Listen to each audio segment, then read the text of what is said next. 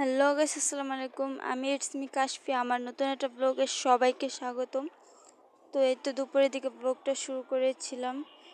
তারপরে এখানে দুপুরের জন্য আমি সব রান্না বান্নার জন্য খাবারের জন্য সব কিছু রেডি করেছিলাম। শিং মাছ কেটে রেখে দিয়েছি। তারপর এখানে সবজি নিয়েছিলাম, আলু নিয়েছিলাম।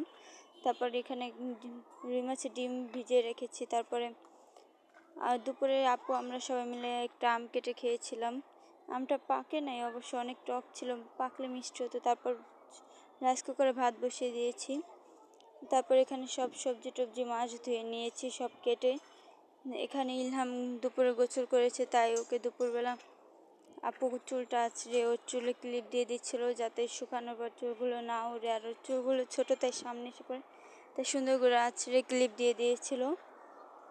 এখানেও বসে বসে অনেক দুষ্টামি করছিল আর আমাকে বলছিল ও রাকিবদের ব্লগ অনেক দেখার। আমাকেও বলছিল যে আন্টি তুমিও আমার সাথে রাকিবদের ব্লগ দেখো।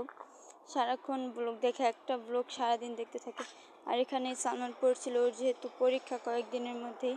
আর এখানে ভাতটা হয়ে গিয়েছে আর তরকারিটা রাইস কুকারে দিয়ে দিয়েছি, কারণ গ্যাসটা হঠাৎ ভাজি রান্না করার পরেই তরকারিটা হয়ে যাবে, তখনই তরকারিতে পানি দেওয়ার পরেই গ্যাসটা শেষ, তাই তরকারিটা রাইস কুকারে দিয়ে দিয়েছি।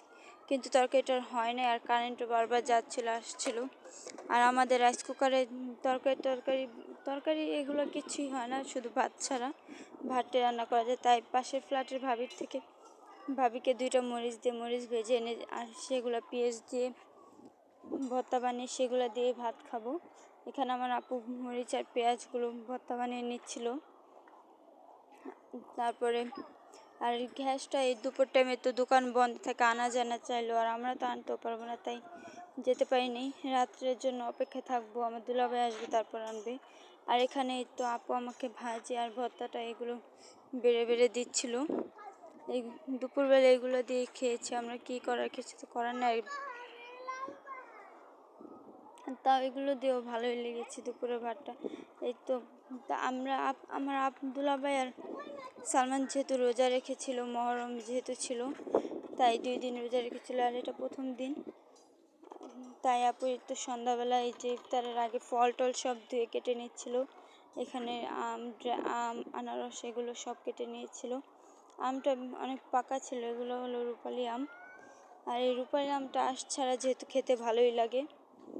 এখানে আপু সব কিছু কেটে নিচ্ছিল, এখানে ড্রাগনও কেটে নিয়েছিল। আর এই ড্রাগনটা কেন জানি না ভালো লাগে না, আমার আপুর কাছে অনেক ভালো লাগে, কিন্তু আমার কেন যেন দেখলেই ভালো লাগে না, খেতে ইচ্ছে করে না, আর আমি খাইও না। তারপর এখানে ড্রাগনটা অনেক সুন্দরভাবে কেটে নিচ্ছিল, দেখতে অনেক লোভনীয় লাগছিল ড্রাগনটা।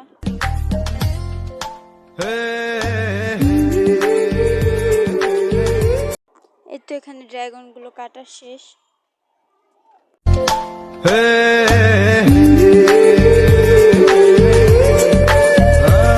এরপর আপু আনারস কেটে নিয়েছিল, আনারসটা ধুয়ে তারপর কেটে নিয়েছিল।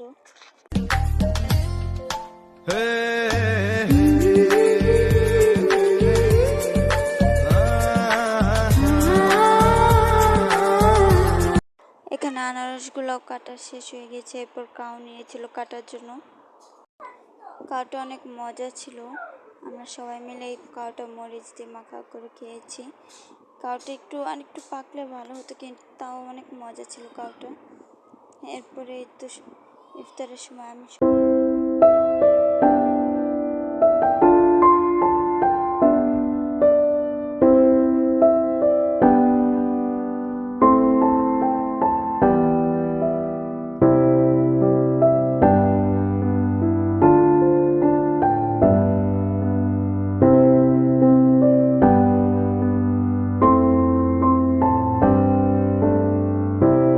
আমার কাছে কাউটা অনেক ভালোই লাগে, আপনাদের কার কাছে কেমন লাগে বলবেন।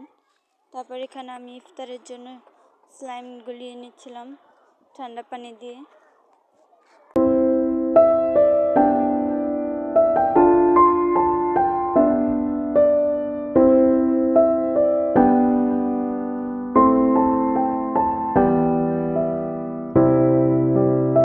আর যেহেতু একটু পর আজান দিয়ে দিবে, তাই সবাই মিলে সব এগুলো খাটিয়ে নিয়েছিলাম, সবাই মিলে বসেছিলাম ইফতারের আগে।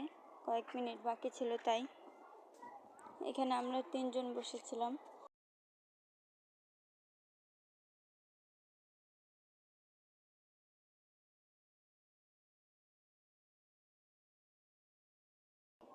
এখানে মুড়ি ভর্তাটা আমরা খেয়ে নিচ্ছিলাম। মুড়ি ভর্তাটা বেশি কিছু দেওয়া হয়নি, শুধু আলুর চপ, বেগুনি এগুলোই দেওয়া হয়েছিল, পেঁয়াজও, কারণ ঘুগনি বুট এগুলো আর আমরা রান্না করতে পারিনি, কারণ গ্যাসটা শেষ হয়ে গিয়েছিল। গ্যাসটা সন্ধ্যার পর ছাড়া আনা সম্ভব না।